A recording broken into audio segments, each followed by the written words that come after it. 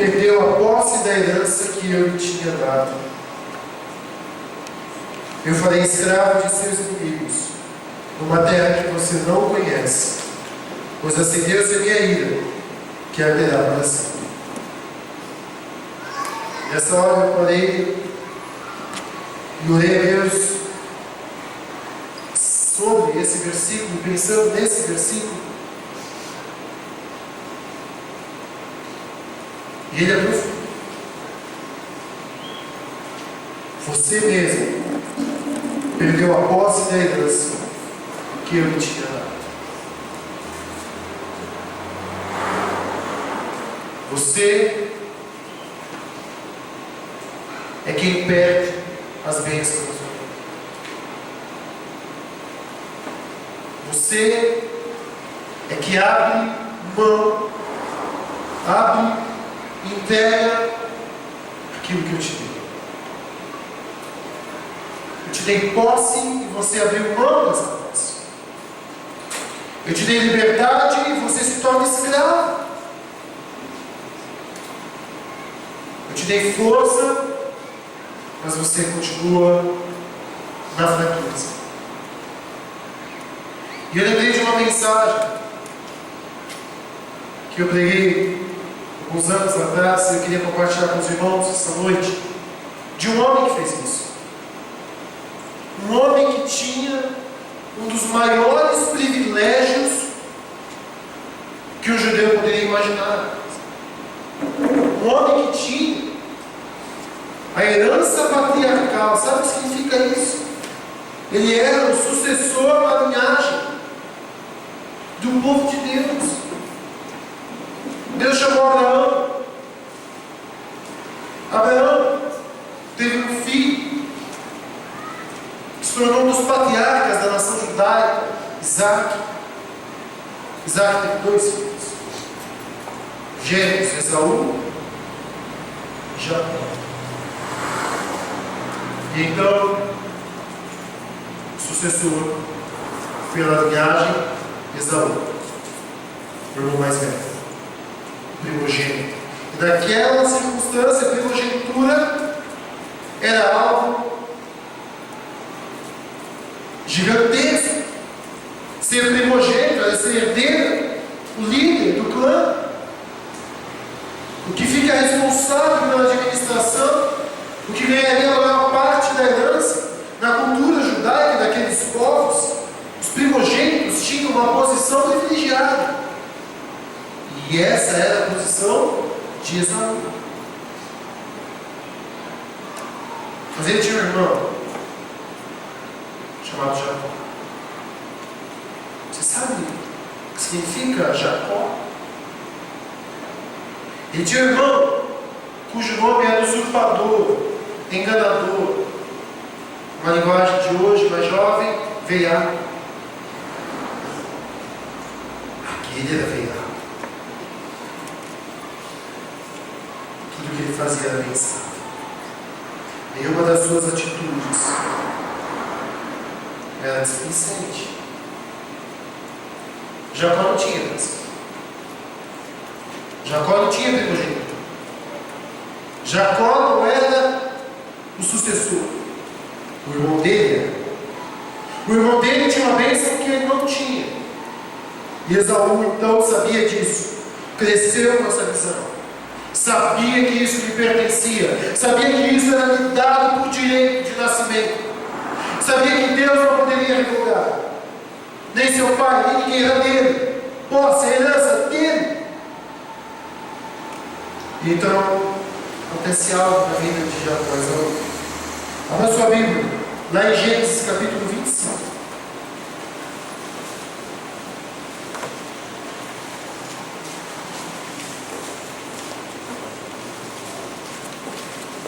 Gênesis capítulo 25.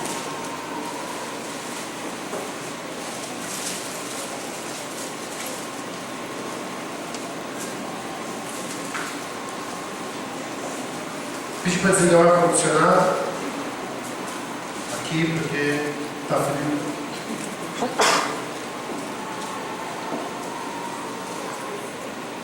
Está onde? Está frio. Por favor, Pedro. Convido a igreja a se colocar em pé. Vamos fazer a escritura.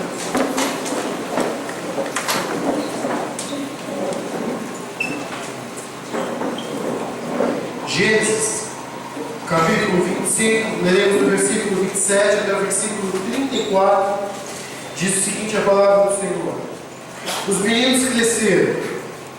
Esaú tornou-se caçador habilidoso e vivia a percorrer os campos, ao passo que Jacó cuidava do rebanho e vivia nas tendas. O pai deles, Isaac, gostava mais e preferia Esaú, porque gostava de comer de suas caças. Já a mãe Rebeca preferia Jacó. Certa vez, quando Jacó preparava um ensopado, Esaú chegou faminto, voltando do campo, e pediu: dê-me um pouco desse ensopado vermelho. Aí, estou faminto. Por isso também foi chamado Edom. A palavra Edom significa vermelho. E a geração de Esaú chamada de Edomitas, os vermelhos. Por quê? No texto, respondeu Jacó: venda-me primeiro o seu direito de filho mais velho, venda-me a sua primogenitura. Disse Esaú: estou quase morrendo, por que me vale esse direito? Jacó, porém, insistiu: jure primeiro. Ele fez o juramento, vendendo o seu direito de filho mais velho a Jacó. Então Jacó serviu Esaú pão com ensopado de lentilhas. Comeu e bebeu, levantando-se e foi. Assim Esaú o quê? O seu direito de filho mais velho. Amém, igreja? Os irmãos podem sentar-se.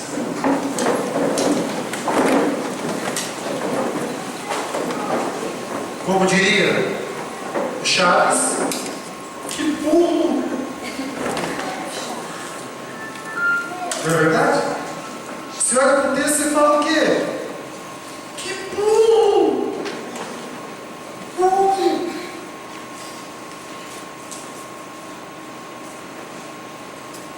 Por um McDonald's? Por um Big Mac? Perdeu toda a herança. Porque o que ele queria era fast food, né? Ele dá, como? Levantou-se e foi o quê? Vale a pena? Se você acha que não, pelo menos balança a cabeça. Vale a pena, igreja? E ninguém mais faz isso hoje. Trocamos as nossas bênçãos, às vezes por menos que um prato de lentilha. Quantas bênçãos são nossas, e por causa de decisões erradas, sabe o que a gente faz? Jogar fora. Que leva? Se passa na cabeça de um homem, de um crente, olhar para aquela cruz, saber que nela o Senhor conquistou para nós todas as sortes de bênçãos, amém? Está na palavra. E jogarmos fora as bênçãos que o Senhor já nos deu. E meu querido, em nome de Jesus, não pense em roupa, carro e casa. Não pensa nisso. Porque se você pensar nisso, a sua visão está muito limitada ao que é a bênção do Senhor. Tem gente que tem tudo isso e não tem as mais preciosas bênçãos do Senhor. Na verdade, quando se pensar em bênção, você tem que responder a seguinte pergunta: o que é que Jesus conquistou para mim na cruz? Porque se o que Jesus conquistou para nós na cruz foi só um passaporte para o céu, eu já tenho.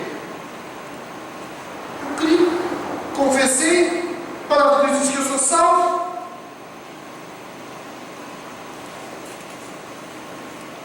Você sabe responder o que foi que Jesus conquistou para você naquela cruz, meu irmão?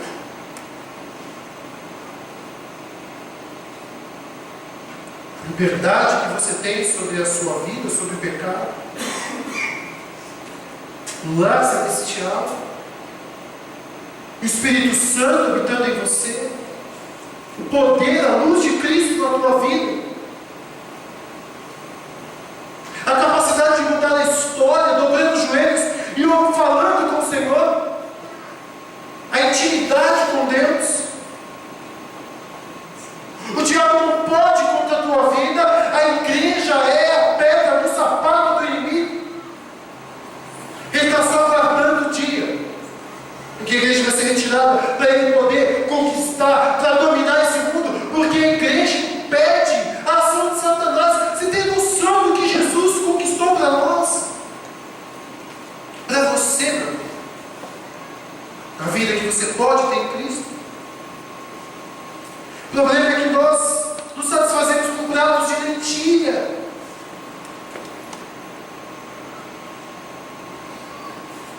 Essa é a razão porque crentes não têm vivido a herança de Cristo conquistada na cruz. Uns porque desconhecem,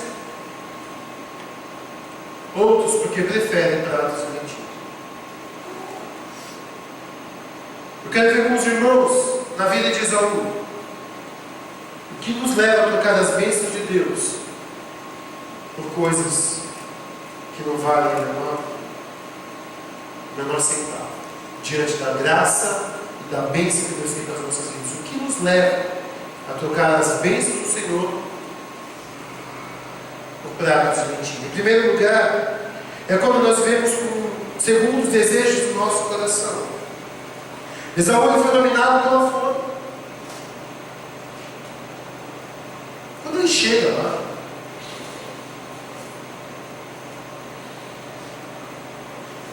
fome, o desejo dominou, o apetite o dominou. Afinal de contas, aquele homem podia estar, quando saía para caçar, para lugares longe. Provavelmente ele não pegou nada, estava com uma fome de dias. E ele chega ali então e aquela fome domina a sua carne, domina a sua razão, a sua vontade domina a sua capacidade de lógica. Meus queridos, quando nós, crentes, somos dominados pela carne, as bênçãos de Deus parecem tão desprezíveis. Eu quero satisfazer minha carne. E aí você cai no pecado, você sabe que aquele pecado pode destruir tudo na sua vida. Tudo. Mas você quer tanto aquilo. Você está com tanta vontade daquilo. Seu ventre quer tanto aquilo. Você vai.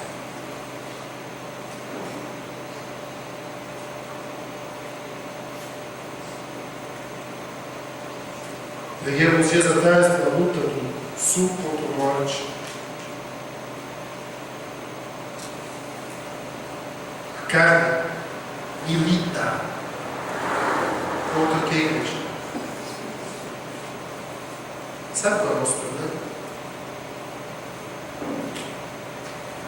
É que às vezes a gente acha que a nossa natureza pecaminosa, a nossa carne, é um modo de se expressar uma natureza corrompida. Você talvez tenha dificuldade de imaginar ela como algo ou alguém em você, totalmente, completamente corrompido, perverso e mau. Que Jeremias 17 diz que o nosso coração, pior coisa que existe. Então em nós habita uma natureza pecaminosa, que quando a razão cede, ela quer tudo que é contrário a Deus. Você sabe da luta que é, meu querido, para ler Bíblia, que não chega e nem existe quando é para assistir filme, futebol, perder tempo na vida. Eu estou errado. Por que é tão difícil? Por que existe uma luta interna para... Não, eu vou ler Bíblia, eu vou orar, eu vou buscar Deus, mas não existe dos prazeres da carne, porque a carne não luta. Você quer fazer ceder aos prazeres da carne, viver coisas prazerosas na terra, a carne está lá e fala, vai, porra, legal pra caramba. Mas no momento que você fala, eu vou buscar Deus, ela olha para você e fala, ela é só por cima de mim. E aí ela se manifesta. Porque ela não quer. É isso que está lá em Gálatas. Diz que a carne faz o que contra o Espírito, igreja?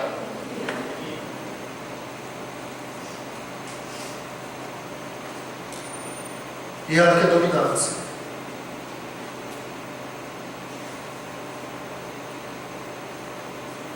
Qual a solução, pastor? Bom, Jesus foi para o deserto. Lá ele ficou 40 dias e 40 noites sem fazer o quê?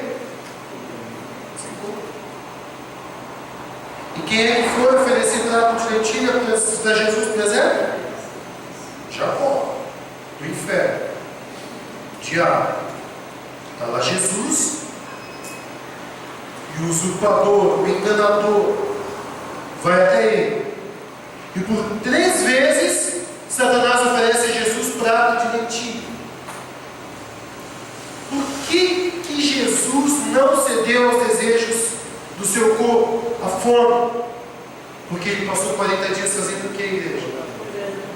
E quando Jesus chama os seus discípulos para ir lá no Getsemane, e ele sabe que está vindo gente pegar, e Jesus sabe que eles vão ser tentados a preservar a sua carne e a ceder ao desejo da carne de dormir, o que é que Jesus fala para eles, igreja? Orar e o diabo vai oferecer prato de lentilha para você. Ele quer destruir seu casamento, sua família, os seus filhos, seu emprego, sua utilidade na igreja, sua razão de viver. O que ele vai colocar à sua frente, igreja? Qual é o prato que te agrada? Ele vai colocar à sua frente. Qual é a sua tentação? Ele vai colocar à sua frente. O que faz você cair? Ele vai colocar à sua frente.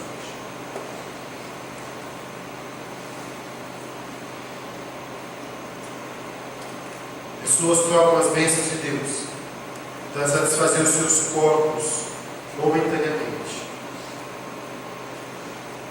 Davi fez isso. Uma noite. Desgraçou sua vida. Cuidado com os seus desejos.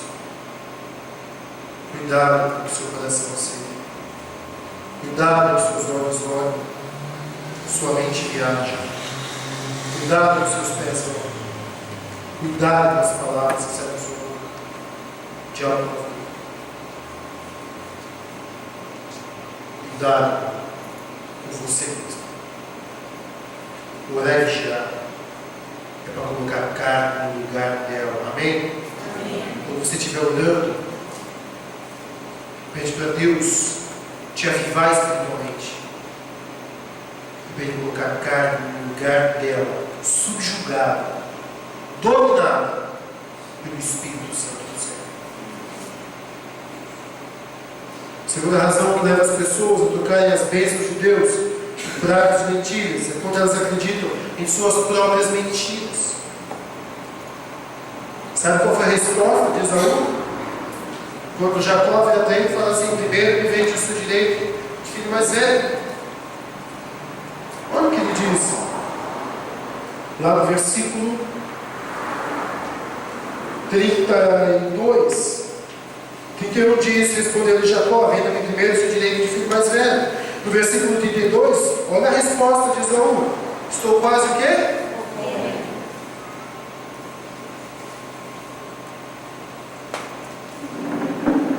Você acredita que ele estava quase? Jesus passou 40 dias e não morreu.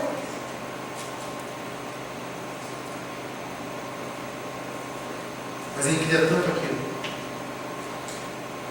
que ele precisava de uma desculpa para fazer aquilo.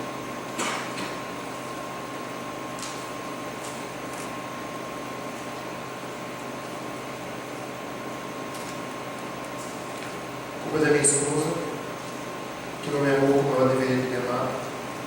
A culpa é do meu marido, que não me tratou como deveria ter me tratado. A culpa foi do meu serviço, por isso que eu não tive tempo para os meus filhos. A culpa foi dos meus pais, que nunca me deram atenção devida. A culpa é da sociedade, que me obrigou a trabalhar tanto. A culpa é do pastor, que não me amou. A culpa é do diabo, que foi mais forte do que eu. A culpa é uma boa, ou melhor, é uma coisa que não dá para tê-la e conviver com o pecado. Então nós precisamos de desculpas. Jogar a culpa em outras pessoas. Eu sou assim, eu só fiz isso, ou eu caí, ou hoje eu estou colhendo isso por causa de alguma coisa fora de mim. Estou quase morrendo. Todo mundo faz, todo mundo tem. A culpa é disso, a culpa é daquilo. Não tenho outra alternativa, eu preciso disso. Afinal de contas, eu sou homem. Afinal de contas, eu sou mulher. Afinal de contas, é o mundo em que a gente vive.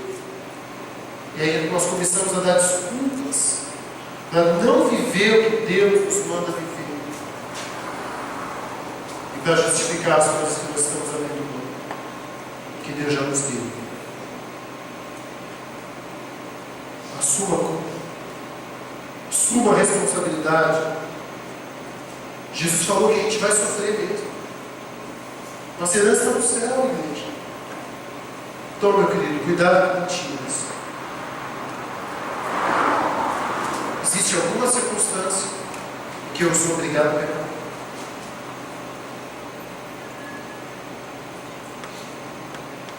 Deus vai me deixar ou vai me colocar em alguma circunstância que eu não vou ter outra alternativa se não abrir mão daquilo que Ele me deu? Ou sou eu que tenho que mudar? Sou eu que tenho que fazer escolhas acertadas? Cuidado. Cuidado com as desculpas que vêm à sua mente. Cuidado com as coisas que Satanás está falando para você.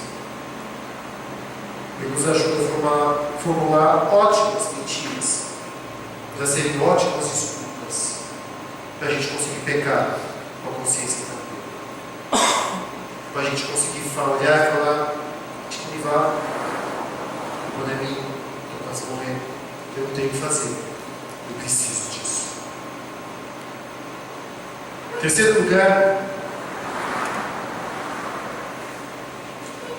que nos leva a colocar as bênçãos de Deus pelo pratos de lentilhas, é quando nós desprezamos o valor das bênçãos.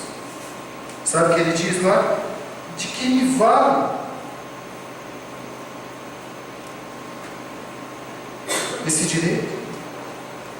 Na Hebreus, não precisam abrir suas Bíblias, eu vou ler para os irmãos, Hebreus 12:16 diz o seguinte: que não haja nenhum imoral ou profano entre vocês como Esaú, que por uma única refeição vendeu os seus direitos de herança como filho mais velho. Agora, como é que o autor de Hebreus interpretou Esaú como um homem imoral e profano?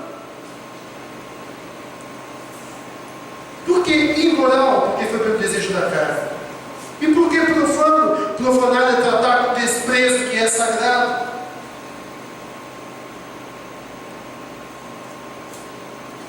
Que não haja entre vocês, a palavra de Deus, que não haja entre nós pessoas assim, desprezando as coisas sagradas de Deus. Que pastor, dá um exemplo: o Espírito Santo, a oração, a palavra, o ministério, o casamento, a igreja, a comunhão. Desprezando o que é sagrado por causa das coisas assim, por causa das coisas que satisfazem a carne. Um único prato de lentilha perdeu a bênção do resto da vida.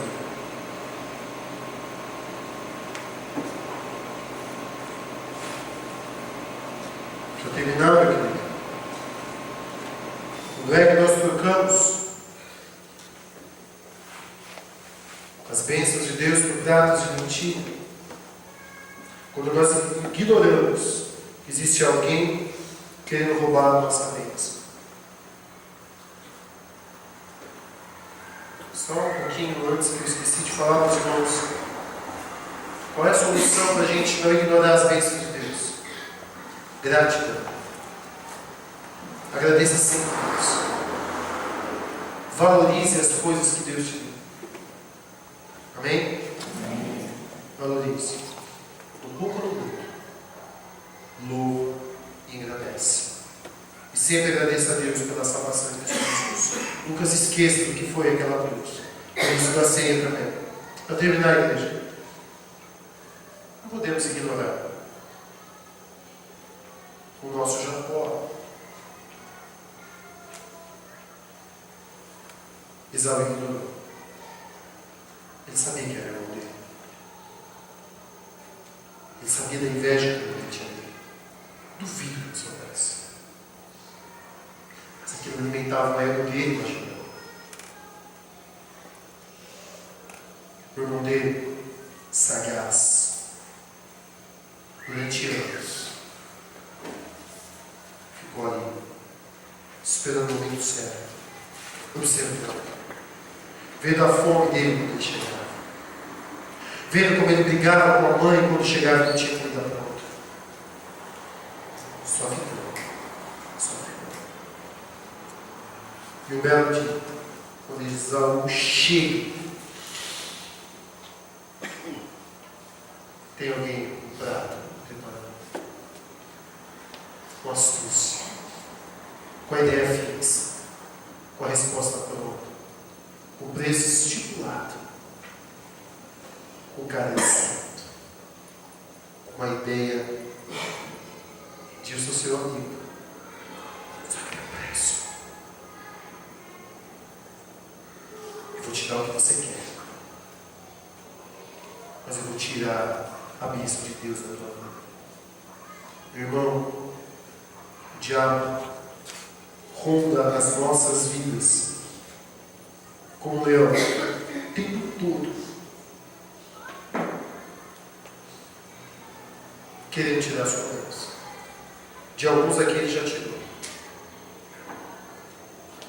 Já tem pessoas aqui dentro muito longe do que poderiam ser e ter em Deus. Mas nunca é tarde para voltar. Em Cristo não é tarde. O diabo sabe o teu prato favorito. Vacila, meu irmão. E o cheiro do pecado vai encher o seu nariz. Vai cegar os seus olhos. E vai fazer você fechar um acordo com o pecado. Então toma muito cuidado, muito cuidado. Qual é a solução? A solução para nós é uma palavra pequena de 2 letras, chamada fé. E é de fé que a gente precisa para o nosso acordar ao deitar, a gente nunca se esquecer que o diabo não cansa. Amém, igreja? Amém. Ele não cansa. Ele quer o seu casamento.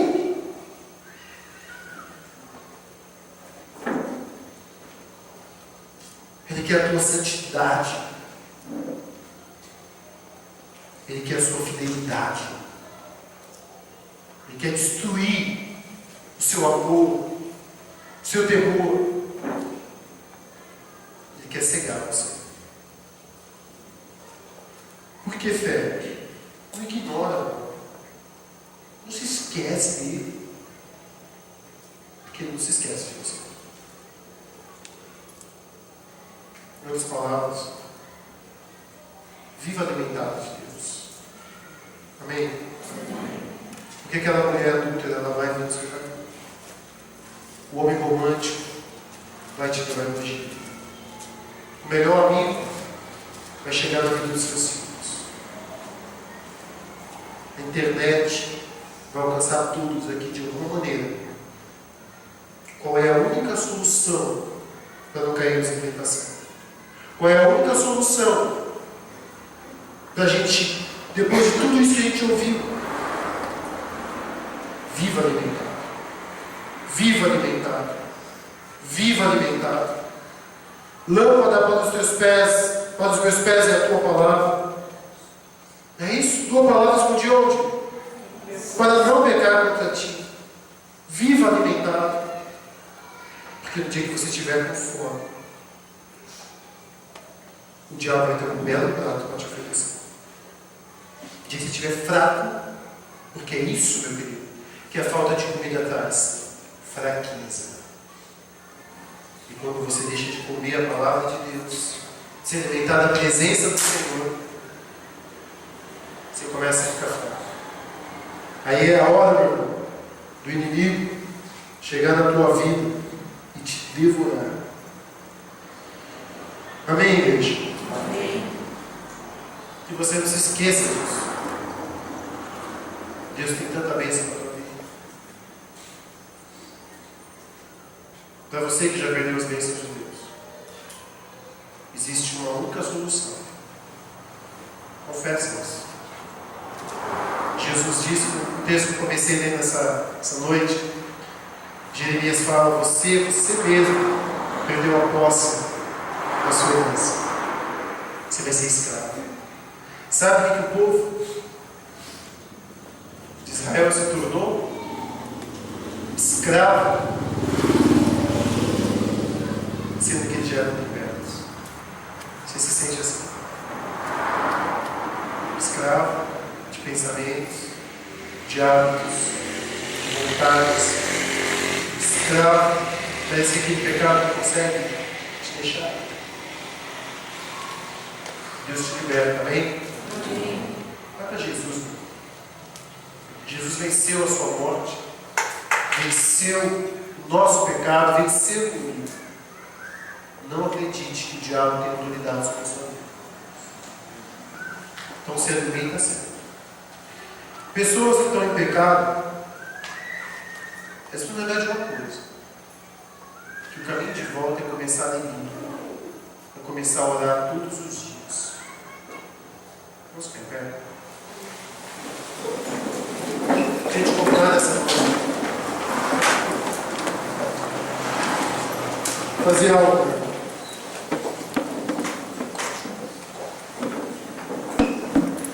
Quero convidar você a se alimentar dessa mensagem que eu acabei de ter. Eu queria convidar você a fechar seus olhos e transformar essa mensagem numa oração.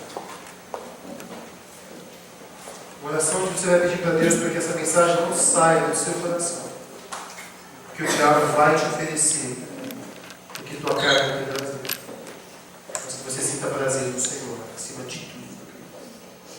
Se alimenta de Deus, igreja.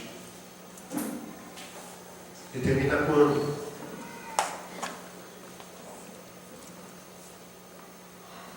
Diz que horas você vai se alimentar de Deus. A tua carne vai lutar, o inferno vai lutar. Mas que Deus abençoe o teu propósito com ele nessa noite.